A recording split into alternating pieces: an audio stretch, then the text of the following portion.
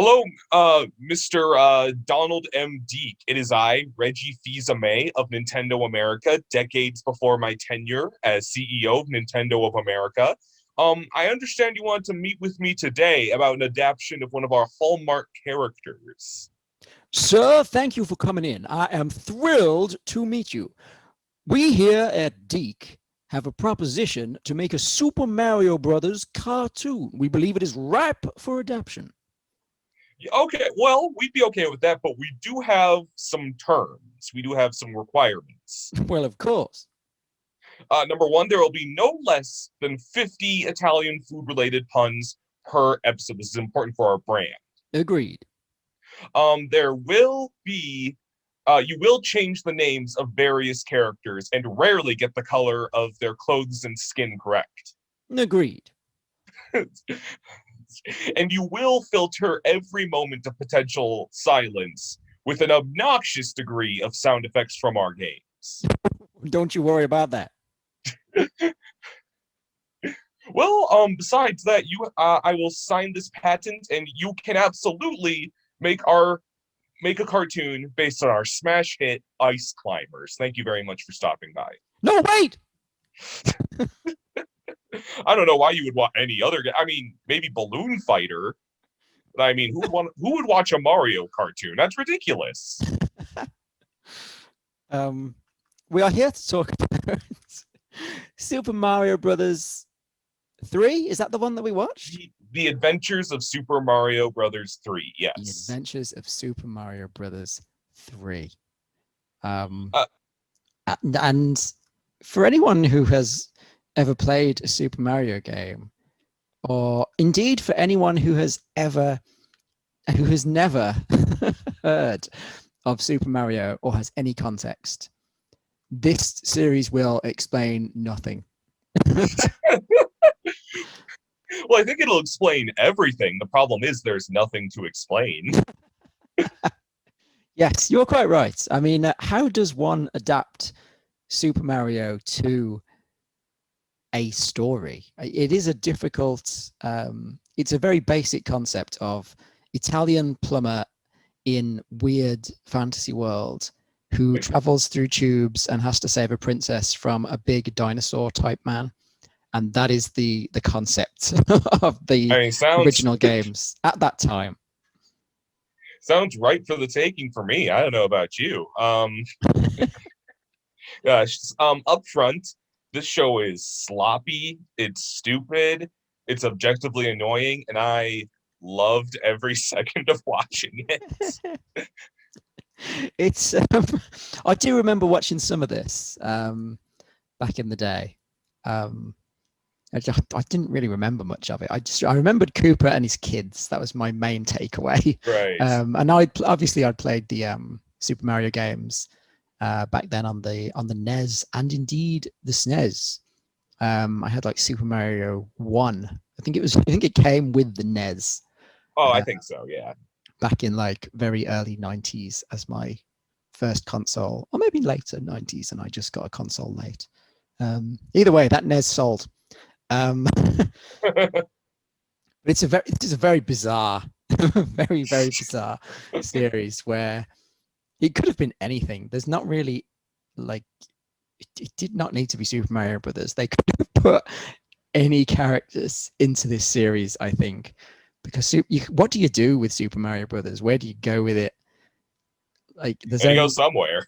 There's only one plot you can do, and after you've used up that, nothing remains except to use apparently the plots of other films. I kind of appreciate just how much they have to squeeze out of every little element of the Mario games. Like they have to have a myth and personality around every little thing, and in a weird way, you can tie basically everything about it back to a game in a way that makes it feel paper thin and yet kind of lets you play with it in a way that's at least imaginative to some degree. Um, let's you showed me that interview. I think I had read something similar before. A lot of the people who worked on this show kind of hated it. Like they would be dreading having to watch a final product, uh, just because they'd send it overseas and animation would go horribly wrong, and no one would have the time or money to fix it. Well, that was Deke for you. Yeah. We discussed this in our John Candy episode, which may be out at this point or may not, depending on our release schedule. But Deke were pretty cheap, and this seems to be one of the cheapest things they did. And I don't know why, because you'd think they had some funding from Nintendo, or maybe Nintendo just kind of left them to it and were like, well, you can do this series, but you've got to pay for it. Because apparently they weren't keen on a cartoon being made, and they kept coming back and just avoiding like a renewal by, I guess, pitching a new series that was just slightly different from the last one. That explains it. Yeah.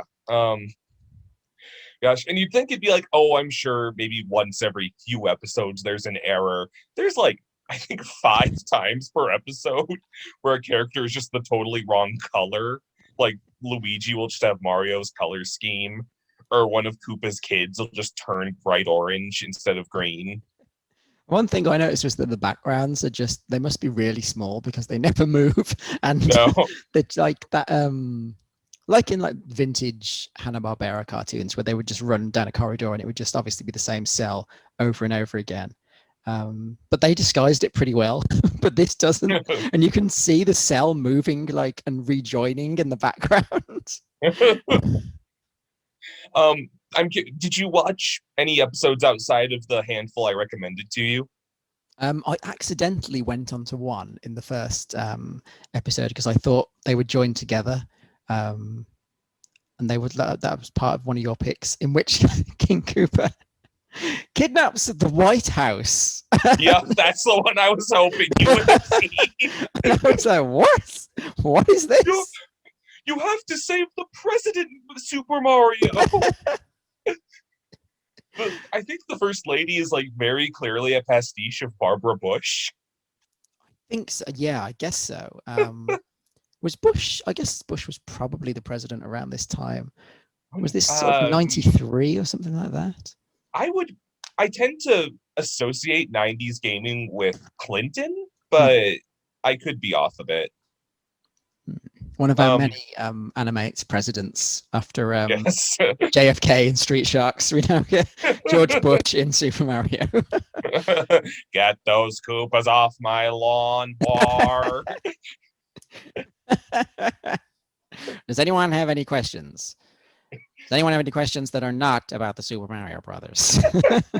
And since I achieved all I wanted in 3 Super Mario cartoons, there was no need for a 4th. My memoirs! My Super Mario memoirs! Look, Luigi! There in the White House! That's the President of the United States! If we don't get him and the White House back to the real world, Cootie Pie will ruin America! How can we help America when we can't even help ourselves? They've got us triple guarded. Leave it to me, Luigi. Hey! That guy in the funny helmet told me his boomerang was more powerful than your fireball. He said what?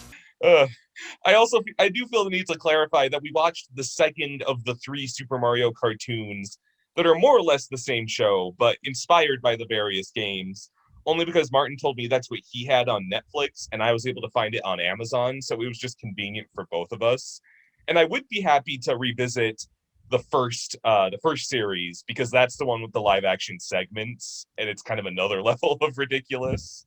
Did they get Bob Hoskins to do them? No, it was Captain Lou Albano of WWE fame. Of course. That was kid, don't say no to drugs. If you don't, you go to hell before you die. What a glittering career. So both he and Luigi are recast in this particular iteration. They've got, what accents have they got? Because they're not Italian. Are these just Brooklyn accents that they have? Yeah, it's just like vaguely city guy Brooklyn. Which also King Koopa appears to have as well. Right? Friggin', I love Harvey Atkin as King Koopa does a phenomenal job, and he's genuinely hilarious in this. The entire series could just be framed as King Koopa's like mishaps as a single father, I Oh, think. totally. Because that's what most of the episodes seem to focus on. That's great. I love the Koopa kids too, the Koopalings, as some would call them. I think they're only in this series of the 3 series because they're specifically a fixture of Mario 3. Wow. He has different henchmen in the other 2, and they're by far the best. A neat little tidbit is that they're all renamed for this cartoon. In the games, they're all named after musicians. Like the girl one is Wendy O. Koopa. The one with the big hair is Ludwig von Koopa. Iggy Koopa. Whereas in this, it's Cootie Pie Koopa, Kooky Von Koopa, Bully Koopa, Big Mouth Koopa. And part of me wonders if that's a copyright thing. Part of me wonders if it's just like those names are catchier for kids. Oh, maybe. I guess Cootie Pie is easier to remember. Wendy. Yeah. I mean, I remembered her name, and I struggled to remember all the others. So I'm particularly fond of Bully, the one with the pink hair with the sunglasses. He's my I was going favorite to in say the it's the game. sunglasses one. Yeah. Yes, he's my favorite in the games, and he's my favorite in the show. He's there's an episode 7. I don't think we got to it. 7 continents for 7 Koopas, where they each get to take over a chunk of the world, and he just coats the Great Wall of China in graffiti. So, who's gonna bring me Prince Hugo so I can Koopa him into submission?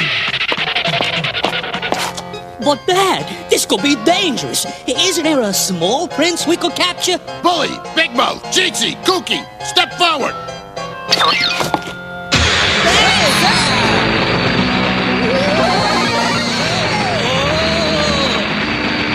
You are now sneaky, lying, cheating giant ninja Koopas, and nothing can stop you. Now, bring me Prince Hugo so I can cut him down to size.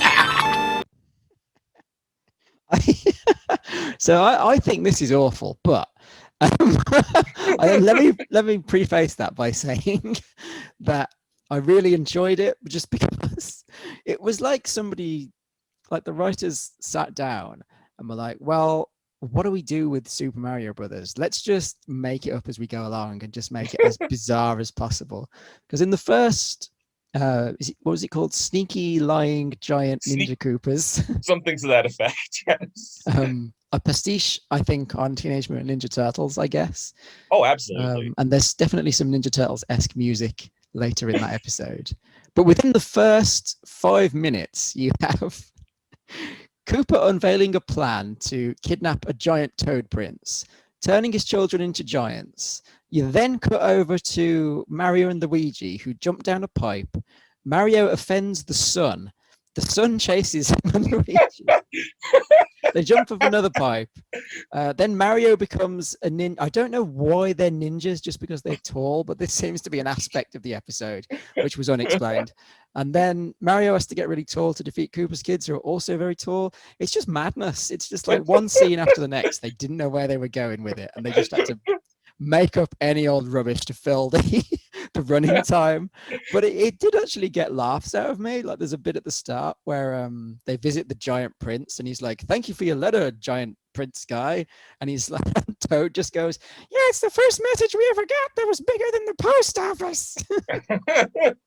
It's genuinely funny at points. I like the one where it's the White House one, and Mario and Luigi put on Hammer Bro disguises, and Mario's like, "They'll never recognize us like this, Luigi." And they take one step on, and one of them goes, "Hey, Mario, you put on a little weight," and they just start fighting. Putting on a little weight, aren't you, Mario? Oh!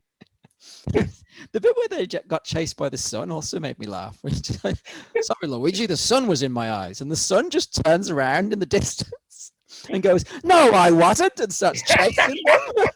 It's so weird. Okay, I'm gonna quiz you. The sun getting an angry face and chasing you, turning into a ninja, bringing a parrot with you into the castle to help you fight. One of these 3 elements is directly lifted from the games. The other 2 are bullshit. Which is the one that you feel is in the games? I'm going to say The sun. It is indeed the sun. You win, sir. Tremendous. I thought it might have been the ninja one, but the sun is No. just weird enough that I think maybe someone got that idea from somewhere. The ninja notion strikes me as almost passive aggressive. Like, they were probably just then competing with Ninja Turtles at the time, and they're like, "Oh, you wanted to be like Ninja Turtles? We'll give you Ninja Turtles," and just shoving it down their throat. Like Big Mouth even says, "I love being a Koopa," which I think is a ape on "I love being a turtle." It definitely seems like it, yeah. And they have a sort of the theme song. They sort of echo in one of their many musical numbers towards the end of that episode. You're a head bandit, sweat bandit, underhanded ninja man. A tough talking, fast walking, Koopa stalking ninja man. Quick, hard to lick tuna. Ninja man, we're gonna get you, yeah. You're a head bandit, sweat bandit, underhanded ninja man. A tough talking, fast walking, ninja.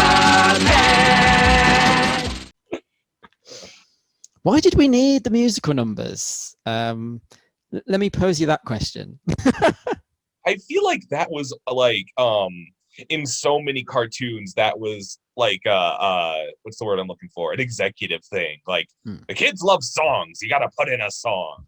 Like in my brief revisit of Garfield and Friends, that had a lot of musical numbers. Oh, interesting. Yeah, I almost feel like it's like they got to have some kind of tune they can hum.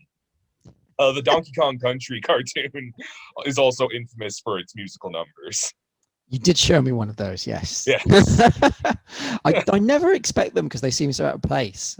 Yeah. Maybe people just thought, well, kids love Disney and Disney has got all those musical numbers. Maybe that's what we need. Yeah. Another one was Do the Koopa, which is the original Super Mario Brothers Super Show. Everyone would do with would end, the credits would be Do the Mario. So it tickled me a bit that they got to do the Koopa in this one. Does Do the Mario also turn up in the live action film? I haven't watched that in so long, but I would guess no. Deke probably has an iron grip on that one. I kind of feel like it does, but you might be right, yeah. And so if there's a song in the Bob Hoskins movie, which I just haven't seen it in forever, I couldn't say, I would expect it to be like some hip reimagining with like Vanilla Ice of the Mario Brothers. I think that is actually a thing, yeah. I'm pretty sure the end credits has a song like that. Because like I'm trying to picture a song in that movie and my mind goes right to the freaking Vanilla Ice Turtle song from Ninja Turtles. I think you're right. I wonder if I'm just like putting it in that movie or if there is indeed a song to that effect, because they're pretty adjacent. I'm sure the end credits have a Vanilla Ice-esque like Super Mario song. If I am right, I will roll the clip now.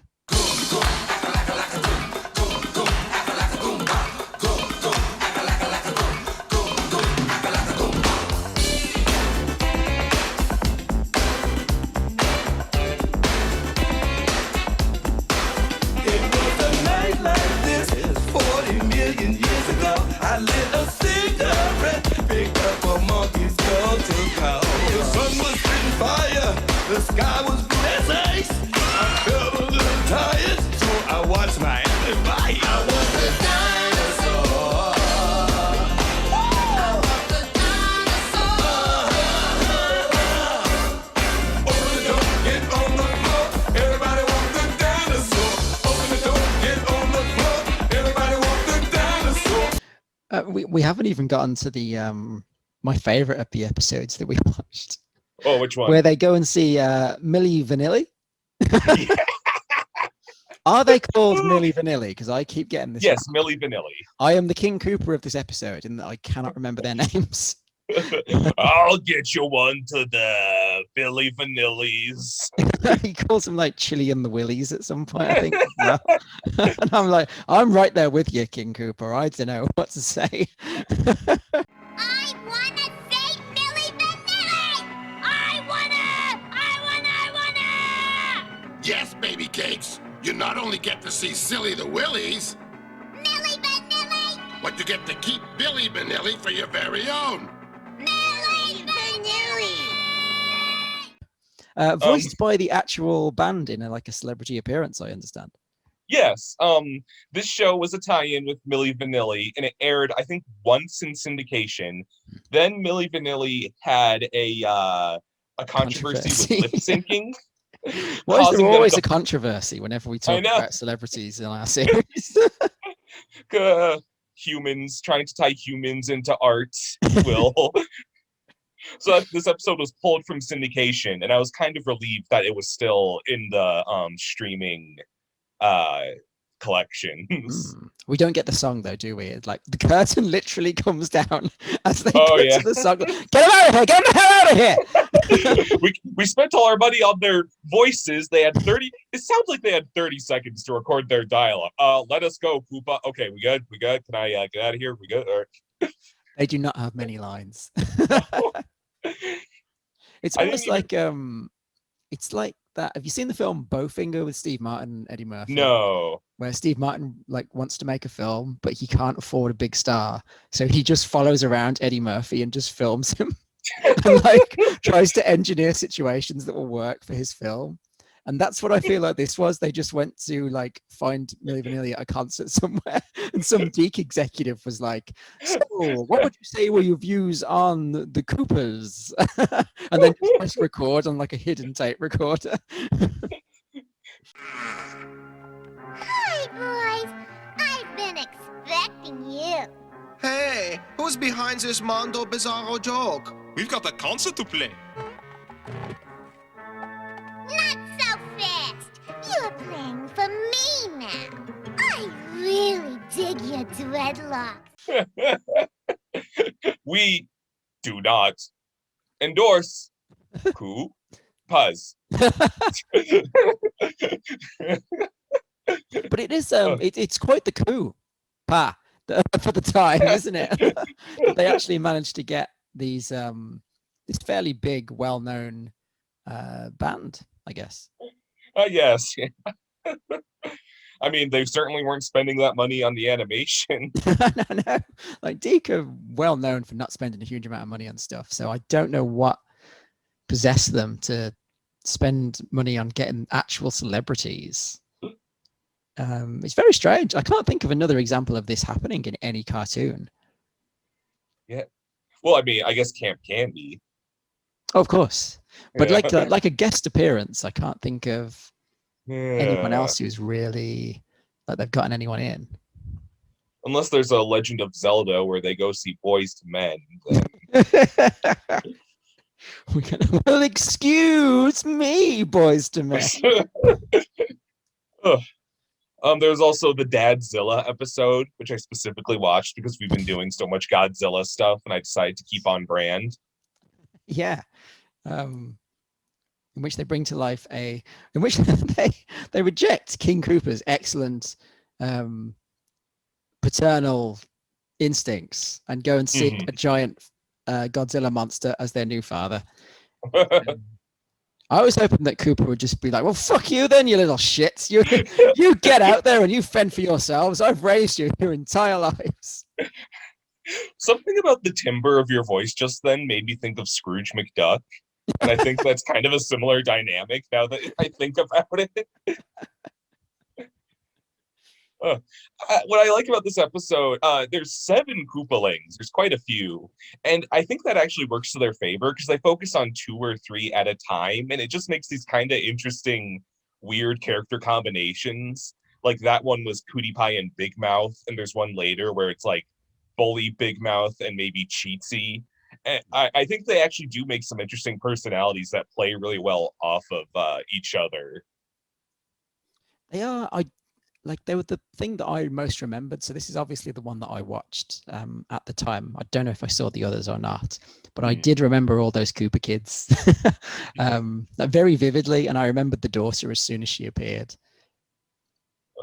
Her voice is terrible. She was really annoying in this, despite my Oh, praise yeah. for their personality. That's probably why I remembered her. I like how the opening credits described them as like the greatest threat ever known. Oh I yeah. was like, that's overselling the case a bit, isn't it? Did I you know also they're like in? in the Sorry, you go on. so I also like in the opening sequence the hilarious shot of Cooper turning over his shoulder and looking at the camera, and and it just lingers on him for like 10 seconds, and then he changes expression and he's like, oh no, and then he just gets trapped in a book. Right. It's the expression shift for the final shot, the book change. Yeah.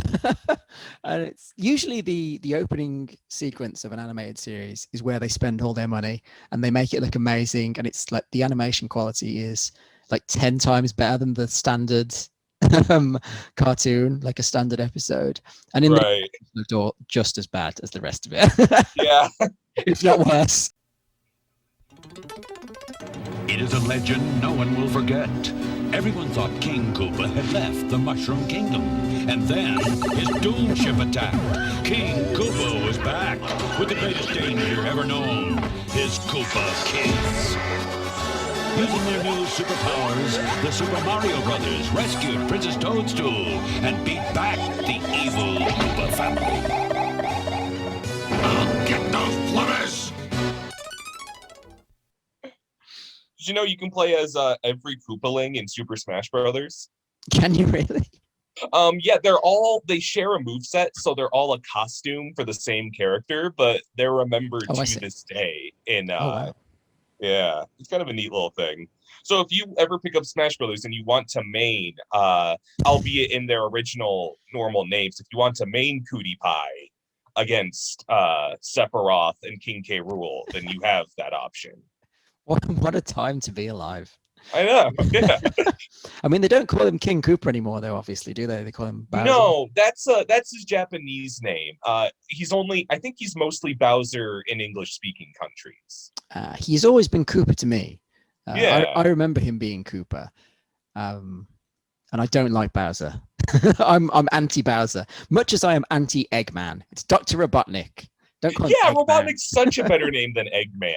Yeah.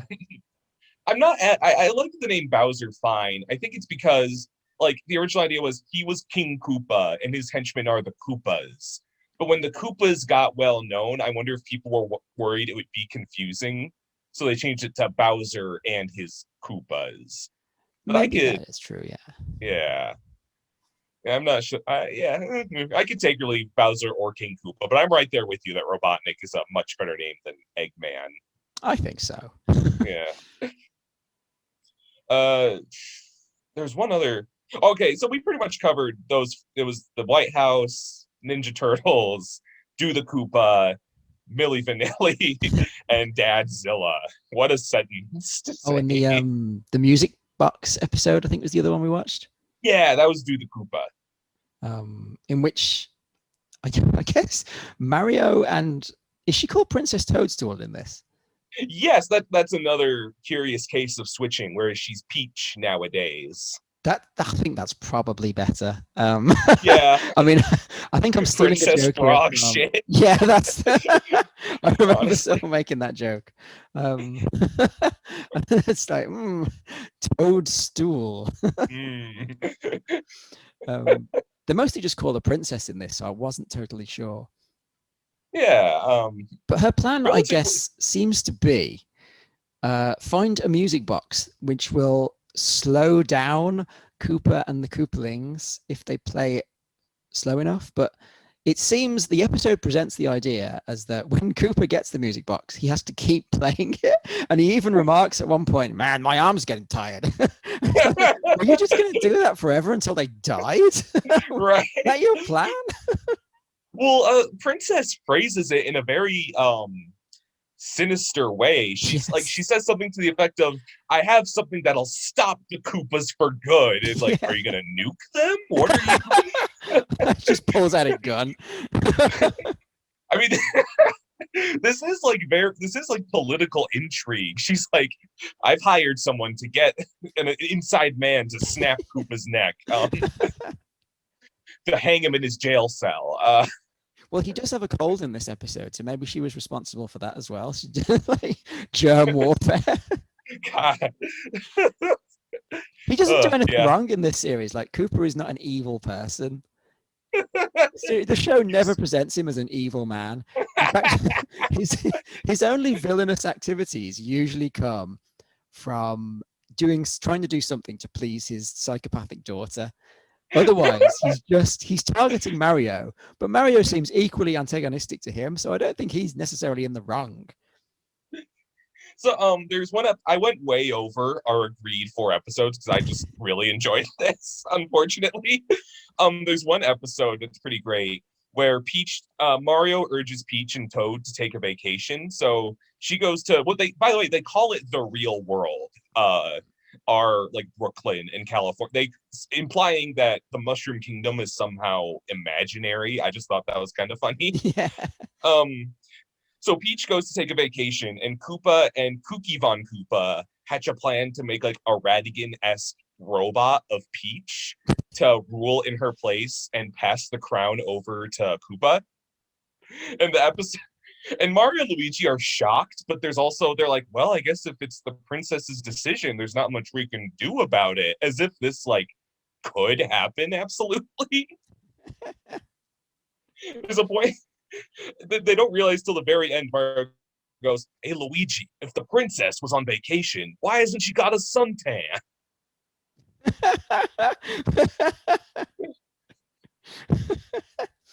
That's a brilliant deduction. Sherlock Holmes over here. Watson, old chum, I've noticed that Princess Peach seems to be entirely made of metal and gears.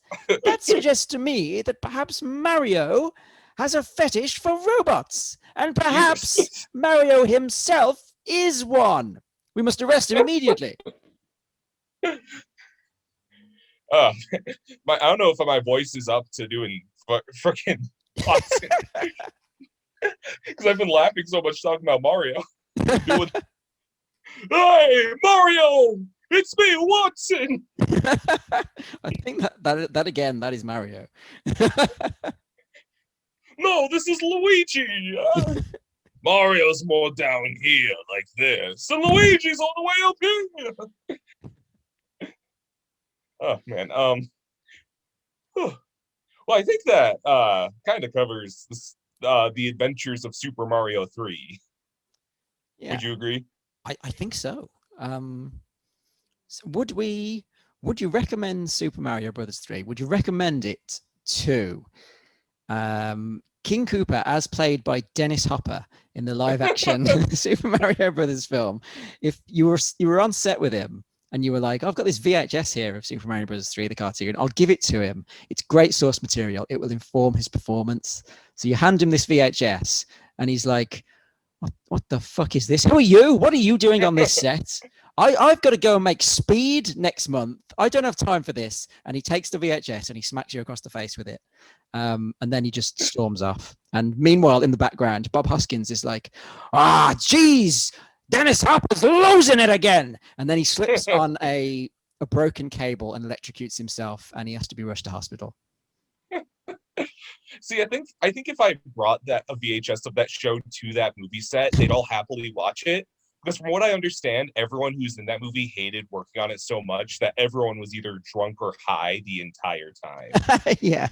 I remember someone saying, yeah, they didn't like Bob Hoskins just constantly have like a bottle of whiskey or something on him for the whole film. He just couldn't take John Leguizamo. It's just like... So I think if I brought that VHS and they saw all the color, if they saw Luigi in Mario's color scheme for like a split second, and the Koopa kids growing into headbanded ninjas, they'd be like, "Whoa! This is the best!" Passed out, vomiting. Just imagining Dennis Hopper like his villain character in Blue Velvet, just like huffing on some drugs in the background and watching Super Mario Brothers 3. Oh, this is good. This is good stuff. The entire set breaks out into Do the Koopa. I didn't even know it was a game. It was my kids that told me. Well, I said, what's your next film? I'm doing Super Mario Brothers. Oh, that's the game. Oh, what? Yeah, here. And this is you. And I saw this thing jumping up and down. I thought, I used to play King Lear. But I think I would recommend this cartoon. I guess. Absolutely. You know what? I can't hold any ill will against it. I can't bring myself to dislike it. It didn't give me a headache. It didn't confuse me. It didn't make me regret putting it on. It didn't bore me. And we've watched worse stuff than this. This is maybe the sloppiest animation we have come across so far, but far from the worst cartoon that we have watched, I think. Absolutely. Well, I think that about wraps that up. I think so. Tune in next week where we'll go down a warp pipe and go and teleport ourselves to the real world. This has been fake all along. Wake up. This is a dream. Wake up! said Dennis Hopper to Bob Hoskins on the set of Super Mario. Oh no! My doom ship! Ruined! It's all your fault. You let the Mario Brothers capture it. You let them warp me home. You let them save America. If you don't stop that whining right now... But Daddy Kid... Go clean your room! Are you telling moi what to do? And you better do it! Stop pinching your little brothers! Don't be afraid! Turn down your stereo! Well, sounds like Koopa's finally giving Cootie Pie the present she deserves. Pick up your socks! Close the